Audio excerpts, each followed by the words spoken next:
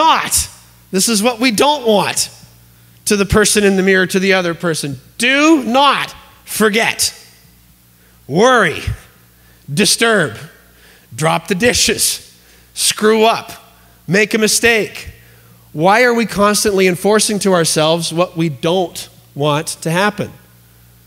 It's much less common to be able to say things like, or to hear people saying things like, remember to. I'd like my privacy, please. Be careful. Relax. Do your best. You'll be fine. Let me know where you are. I didn't know then that I was just hammering myself with the things that I didn't want, and so I was judging myself on all of that in that goal of trying to let go of that alcohol habit. And so when I was looking at trying to achieve the goal of sobriety, I didn't really call it that. I would go home and I would crush 4 or 5 Bud Lights every night, and I wanted to stop. But I thought, well, that's the thing that I'm going for. So here's the other side to that is what is the idea that we have in mind of where we're trying to go?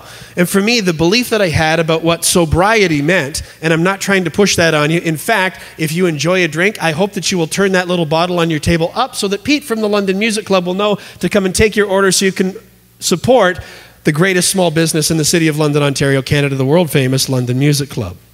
It's not about sobriety. It's about choice. But to what that meant to me, what the idea of being sober, of not drinking meant, when I think back to how, at this point, 2015, Kevin thought was, well, that's going to make me different. It's going to make so I can't relax. It's going to make me awkward socially. I'll be missing out. It's something that I won't be able to enjoy ever again. That's what I believed. The meaning that I had attached to the thing that I was trying to achieve, that I was trying to push myself toward, to grind it out and be mentally tough by telling myself to stop and don't. I think you'll see this pattern within and around you as well, and I hope that my sharing will unlock this for yourself and in contributing to some of the larger challenges that we're having as a society right now, but I'm getting ahead of myself. So I was struggling with this. 10 years after that call to my friend Derek, still wanting to make that change, still being willing to try, just carrying around that burden of wanting to and not being able to make it click. Then one day, I found myself looking at something that I'd seen thousands of times. I never really paid much attention to it before. I watched cartoons when I was a kid, but I was more of a Bugs Bunny and Popeye guy. I saw Super Friends on Saturday mornings, but I didn't have a favorite. But it might have been at Walmart on a shirt. I don't even remember. But what I do recall is that I was just transfixed one day around this time in 2015 at looking at the Superman logo. I've got my hands out here as if like that's to indicate the Superman logo. Can you all see it? You got it in your mind's eye? But you know what I mean, that stylized S. And I just, for whatever reason, I looked at it differently. I remember what I thought about the belief I held of what it would mean to me and what it would represent if I were to kick that habit that I mentioned and how limiting that was.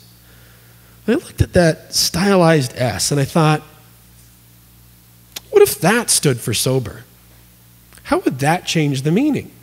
So, well, it's the Superman logo. I could just associate that meaning to it and I wouldn't have to tell anybody, but maybe it would give me sort of a positive frame of reference. I didn't even know what I was doing at that time. I know now. But then I looked at it a little bit more and I thought, okay, well, when I see that even as the Superman logo, what does it represent to me? Well, strength, courage, dependability, vibrancy, energetic, compassionate, dependable. And I thought, that's how I want to be. Do you feel that fundamental shift in focus? So I bought Superman logo magnets. I bought a keychain that's still on my keys. I can show you here tonight from 6 feet away. I put a Superman magnet on the fridge so that every time I opened the fridge for something to eat or drink, I had to look at that logo and what I thought that represented. I got shirts that I wore to sleep at night so that when I woke up in the morning to brush my teeth and scratch my butt, it's okay to laugh at that. It's the COVID era, but we can still laugh. That I would see that logo in the mirror with my face.